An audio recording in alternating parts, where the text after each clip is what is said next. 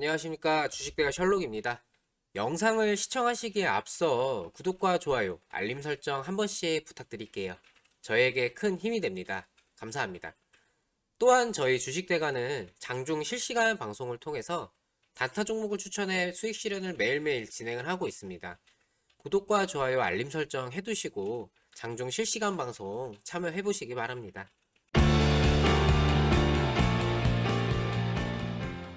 오늘 가져온 종목은 현대차입니다. 어제 변동이 크게 나왔던 상황이고 오늘은 다시금 좀 안정화가 되고 있는 그런 상황인데요. 관련해서 설명드리는 시간 가져보도록 하겠습니다. 우선 오늘 주식대가 VIP에서는 솔본 종목을 수익 실현했습니다. 10월 20일에 매수 진행을 해서 다음날인 오늘 10% 수익을 비중 절반만 일단 매도를 진행을 하였습니다. 솔분의 경우 시세 분출 이후 조정세가 지속되고 있던 상황이었는데요. 하방에 대한 지지력이 체크가 되면서 단기적인 관점으로 접근을 했습니다. 이후 금일 상승 구간에서 절반 비중 수익 실현을 진행을 하였고요. 이후에 변동이 다시금 나오면서 주가 자체가 제자리로 왔지만 상승의 여지 자체는 남겨둔 흐름이기 때문에 이후에 움직임이 나올 시점 맞춰서 대응을 할 예정입니다. 자, 현대차 그룹은 약 3조 4천억 원 규모의 품질 비용을 3분기 실적에 반영을 하겠다라고 19일 날 장마감 이후에 발표를 했습니다. 이후 시간에서도 4%가량의 하락을 보여주었고, 전일이죠. 화요일 같은 경우에 이제 약 7%가량 하락을 했다가 장 후반부에 기관의 매수세에 힘입어서 어느 정도 주가 자체는 다시금 제자리를 지켜주면서 마감이 되었습니다. 이후에 오늘 같은 경우에는 낙폭 자체는 어느 정도 보여주긴 했지만 생각보다 낙폭 자체가 크지는 않았고 안정적인 흐름을 다시금 찾는 그런 상황인데요. 우선 현대차의 2조 1352억 원 그리고 기아차의 1조 2592억 원을 충당금으로 쌓는 방식으로 품질 보증을 위한 충당금 규모로는 역대 최대입니다. 현대차와 기아차는 지난해 약 5조 6천억 원 5조 6천억 원의 영업이익을 내는데 이게 연간 영업이익의 절반의 이상을 현대차와 기아차는 지난해 약 5조 6천억 원의 영업이익을 냈는데 이 중 3조 4천억 원 규모는 연간 영업이익의 절반 이상에 달하는 금액이고 이를 품질 비용으로 쓰겠다는 상황인데요. 이 이유는 연이은 조치에도 세타2 GDI 엔진 관련 품질 논란이 계속되자 이번 조치로 품질 논란에 마침표를 좀 찍겠다라는 의미로 좀 해석을 할 수가 있겠습니다.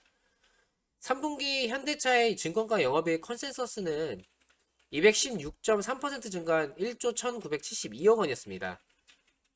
1조 1972억 원이었는데요.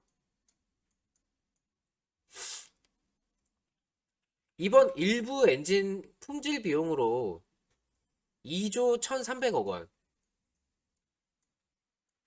이것을 그대로 이제 3분기 실적에 반영을 하겠다라고 발표를 하면서 결과적으로 8,690억 원의 영업 손실을 기록할 것으로 추정을 하고 있습니다. 엔진 교체율 상승과 차량 운행기간 재산정이 12.6년에서 19.5년으로 증가한 것 등을 고려해서 대규모 비용을 추가로 반영을 한 상황인데요. 고객 불안감 해소를 위해 세타 외에도 다른 2세대 엔진에도 선제적 조치 차원에서 엔진 이상 진단 시스템을 적용을 했다라고 밝혔습니다. 품질 비용이 추가적으로 확대된 부분은 신뢰적인 측면에서 다소 부정적인 의견이 존재하는데 앞서 2018년과 2019년 3분기에 각각 4,600억 그리고 9,000억 원 등의 이제 충당금을 설정을 한 바가 있었습니다.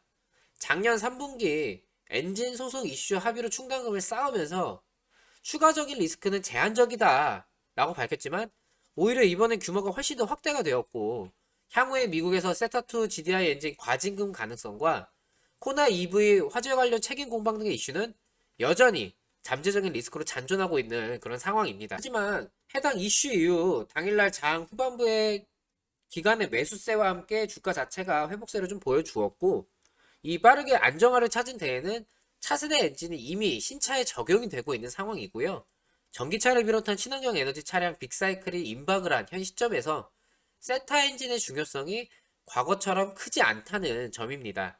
또한 정의선 회장 체제 출범에 맞춰서 잠재 비용을 모두 털고 가려는 움직임으로 해석이 될 여지도 있기 때문에 오히려 미래의 잠재적인 리스크를 미리 해소하고 간다라는 측면에서 주가에 영향을 미치는 부정적인 부분은 제한적으로 나온 상황입니다. 현대차의 신재생 에너지 관련해서 인프라의 구축과 더불어 서서히 글로벌 시장을 선도해 가야 하는 현대차의 입장에서는 이러한 잔존 리스크를 계속해서 떠안고 가는 것보다는 기업의 이미지나 신뢰에 있어서 이를 미리 조정 시기에 털어내고 가는 것이 현명한 선택이라고 보여지고요.